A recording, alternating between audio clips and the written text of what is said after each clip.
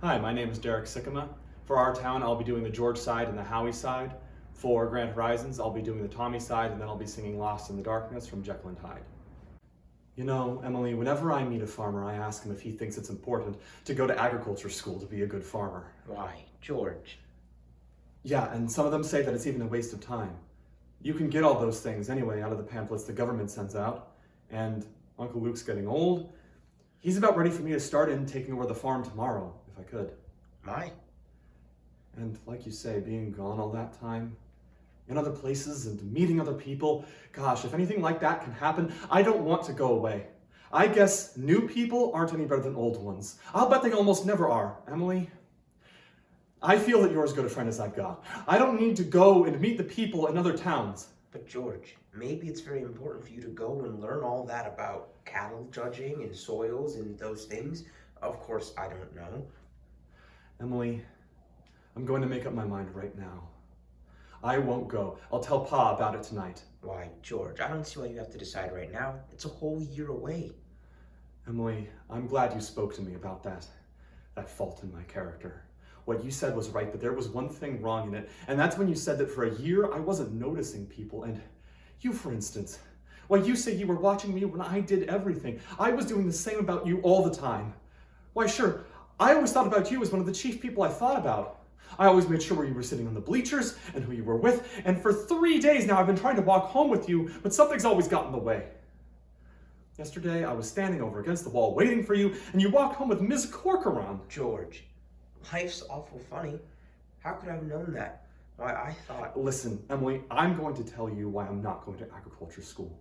I think that once you've found a person that you're very fond of, a person that's fond of you too, and likes you enough to be interested in your character, well, I think that's just as important as college is.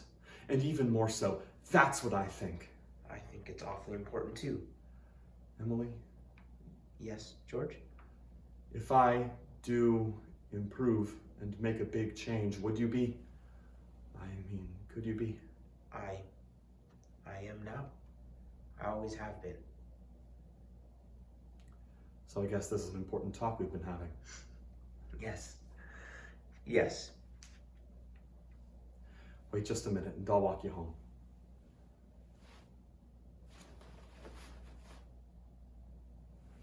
Mr. Morgan, I'll have to go home and get the money to pay you for this. It'll only take me a minute.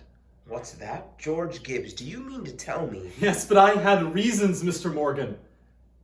Look, here's my gold watch to keep until I come back with the money. Morning, Doc.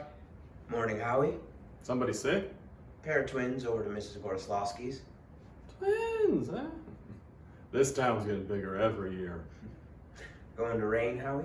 No, fine day. That'll burn through. Come on, Bessie.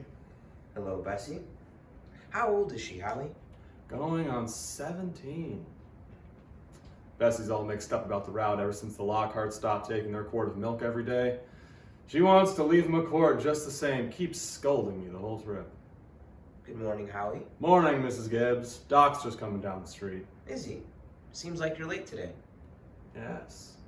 Something went wrong with the separator. Don't know what it was. Are you sure you're not married? No, I'm not married. All I'm saying, man, is that your folks are old. Like, how old are they? Old. Old as shit. Yes, old as shit. And it seems to me like they've probably kind of earned the right to live the rest of their lives on their own terms. This is my family. Don't you get it? As disappointing as they are, I don't have another family. I don't have my family. I have fish. And I can tell you, having gone through this myself, it's not the same because I was a child, but I did feel like the world was ending. I thought it was my fault, all the typical stuff. I tried to be really good so my parents would stay together. I was the perfect son, which ultimately involved the construction of an entire false self, which I'm still trying to unpack in therapy, but anyway.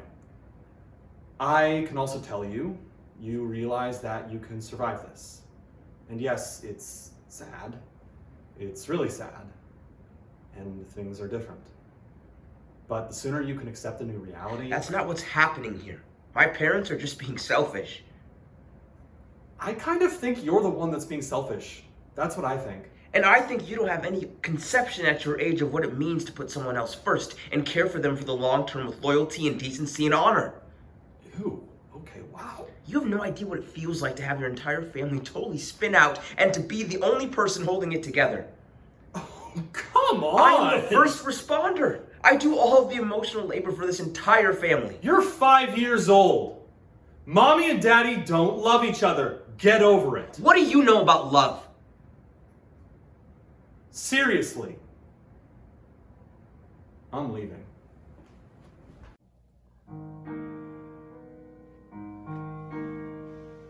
Lost in the darkness, silence surrounds you. Once there was morning, now endless night. If I could reach you, I'd guide you and teach you to walk from the darkness back into the light. Deep in your silence, please try to hear me.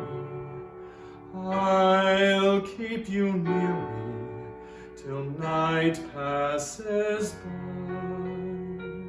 I will find the answer. I'll never desert you. I promise you this, till the day